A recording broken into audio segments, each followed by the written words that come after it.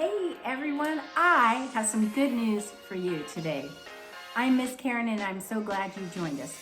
I love good news, and as I thought about it, I think most people do like good news. How about you? Do you have something good that you heard this week? I'd love to hear more. Well, the good news today is about God and His generosity, extreme love for you and me. Generosity means being kind and giving. The Bible has a lot of different kinds of writing in it, and today's story comes from the book of Matthew. It's called a parable. Parables are stories that Jesus told to teach us about God and His kingdom. So the parable is called the parable of the vineyard and the workers. Now, a vineyard is a place where grapes are grown, and the worker's job is to pick the grapes.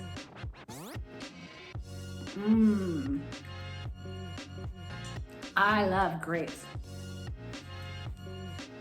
So, as we talk about God and how generous He is, I want you to think of a way that you're generous, that you're kind and giving. What's one way that you're kind and giving? I'm going to write it on this sticky note, and then I'm going to put it on this piece of paper behind me that says, God's people, that's you and me, are generous. What's something that you do that's generous? Oh, I think I heard someone say you smile at everyone. You know, smiling at people these days is kind of hard because we're wearing a mask, but I can always tell when someone is smiling at me, even with a mask on. Okay. What else? Do you guys share your toys? Oh, sometimes it's hard, but sharing is caring, and it's generous. What else? How about your time? Do you give your time to other people? Maybe help your sister study for a spelling test? Giving time, okay. Those are all great things. What do you say I act one of those things out and you guess which one I'm acting out? Are you ready? Okay. That's right, smiling at everybody. Let's see. Here's the next one.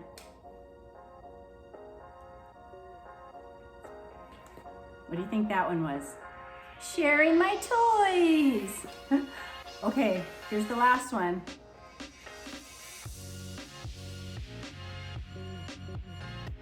Sharing my time. You guys are good at guessing when I play charades.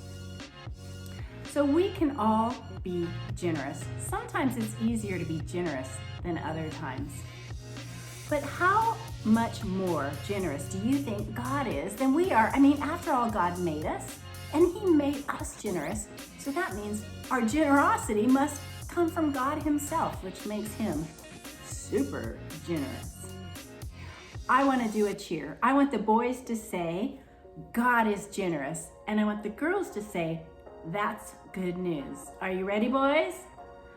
God is generous. Girls, that's good news. God is generous. That's good news. I told you I had some good news for you today. Well, let's sing a song with Chuck, and afterwards we'll watch our world video. And as you watch the world video, I want you to notice giving and fairness. That's not fair. I might have said that a few times. Sometimes giving things to others doesn't seem fair. In the video, the kids are having a really special party, and I want you to watch Otto and how he acts towards a new girl when she shows up at their special party. But before we watch that, what do you say we ask Chuck to? Take it away.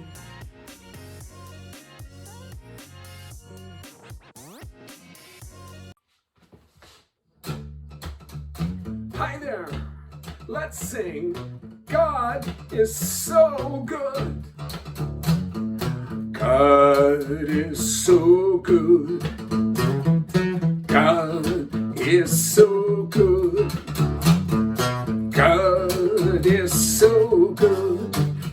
so good to me. And I love him so. I love him so. I love him so. I love him so. He's so good to me. And he answers prayer. He answers prayer. He answers prayer. He answers prayer. He's so good to me. God is so good. God is so good. God is so good. He's so good to me. He's so good to me.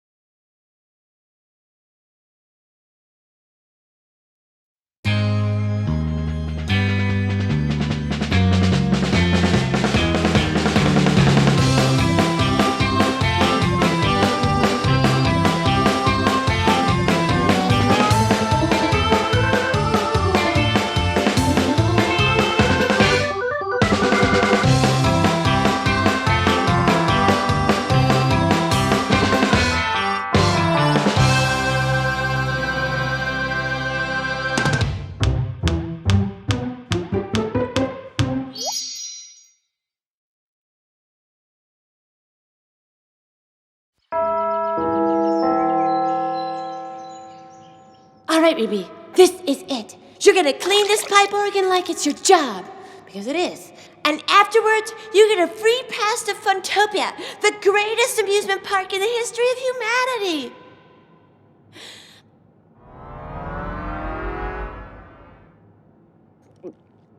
Don't think about how much work it will be. Think about the amusement park. Hey, Ruby, I'm here to help clean the pipe organ. Well, I'm almost done, so... Oh, so you've already cleaned inside the pipes? Inside the pipes?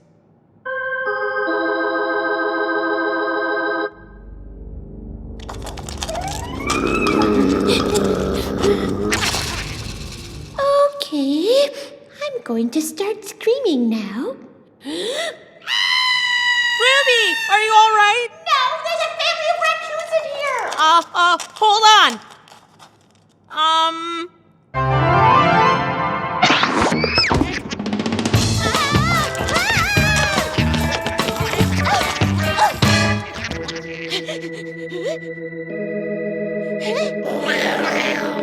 Gabe! I have an idea! When I say now, you hit an E! You got it, Ruby. Now!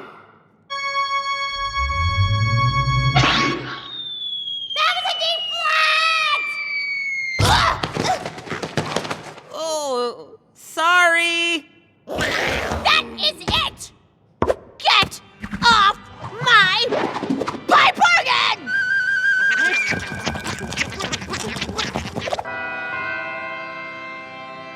Hi, Ruby! I'm here! We're already done, Mimi. Yep, looks great. Pastor Pete wanted you to have these. Look, an all-day pass to Funtopia. I know! I got one too! Why? What did you do? It was a reward for bringing you your reward. Well, I did most of the work, so he must have left something really great for me. For her hard work and dedication, we present Ruby with a lifetime pass to Funtopia. And a new car! Let's see. A one-day pass to Funtopia? But I did so much more. Well, like Pastor Pete said today, the last shall be made first, and the first shall be made last. What does that even mean? I don't know. Something about all of us getting to go to Funtopia. Come on! This just doesn't seem right.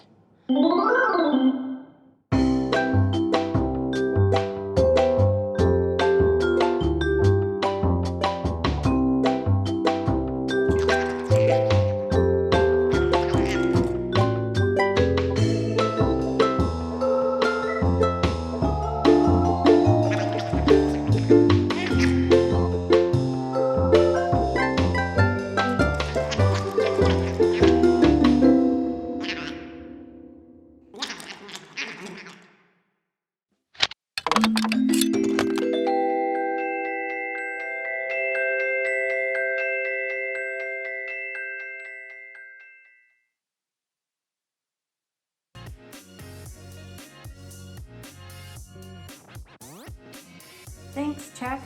God is so good, isn't he? How about that whirl video? What did you think of that? How did Otto feel about his perfect attendance? Was it fair or not fair that the new girl got to go to the party? What do you think? I can see how Otto felt like it wasn't fair. How do you feel when something isn't fair? It can be so frustrating, can't it? Do you know anyone who's fair all the time? I know parents usually try to be fair, and teachers, but even those people, sometimes it seems like they aren't perfectly fair. I wonder, how can we show God's love even when it isn't fair? Let's pray. God, you are generous. Help us to be generous with our things, with our time, with our love. Help us to be generous with all that you give us. In your name, amen. So have you ever been in a situation where something seemed unfair? I wonder why fairness is even important. Would it surprise you if I told you that God's love is not fair? That's right, God's love is not fair. Fairness means that everyone gets the same thing, or they get what they deserve. But God's love is generous. Everyone receives more than they deserve. Everyone receives more than they deserve. No one deserves it, yet God gives it to everyone, no matter who they are. Today we're going to hear one of the stories that Jesus told to explain God's generosity and love for everyone. So our story today comes from the book of Matthew in the New Testament.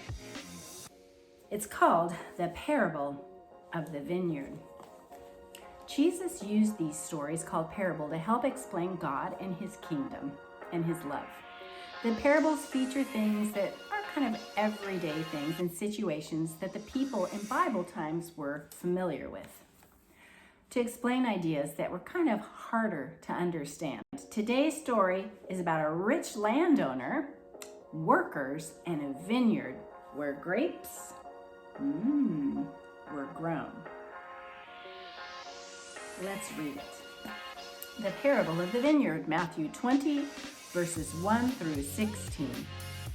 The early morning sun was shining on a vineyard full of plump, juicy grapes. The vineyard owner saw that the grapes were ripe and ready to be picked. At 9 o'clock, he hired hard-working men to pick the grapes. The workers picked and picked, but still there were more grapes. At 12 o'clock, the vineyard owner hired more workers. They picked and picked, but still there were more grapes. At 3 o'clock and at 5 o'clock, the vineyard owner hired even more workers to help pick all the grapes. They picked and picked and picked, and finally, there were no more grapes to pick. What's your favorite color of grapes? I like all grapes, but I do prefer the purple ones, or red. You see the rich landowner and all those grapes? They have to be picked by someone. I wonder why it's called a vineyard instead of a grape patch. I wonder. So the sun finally set, and it was time to pay all of the workers. The vineyard owner paid the workers who started at 5 o'clock first. He paid the workers who started at 9 o'clock in the morning last. And every worker got paid the exact same amount, no matter what time they started and how long they worked. The early morning workers, they grumbled, What We've been here all day. We picked the most grapes. We worked the most hours. That's not fair. Why are the people who got here late in the afternoon paid the same amount as us? The vineyard owner replied, I paid you what I promised I would pay you. Can't I give away what is mine any way I want? Jesus wanted to teach the people who heard this story about God's kingdom. Like the vineyard owner who surprised everyone by giving the last the same amount as the first, Jesus was telling them and us that God's love is even more generous than we can imagine. And that is good news. The last workers that were hired were paid first. I think if I had a choice of working at 9 o'clock in the morning all day long or 5 o'clock in the evening until finish, I might want to start at 5 o'clock as I'm going to get the same amount. And that's not surprising, is it? No. Jesus told a lot of stories about God and his unexpected love. Here's a picture of the workers.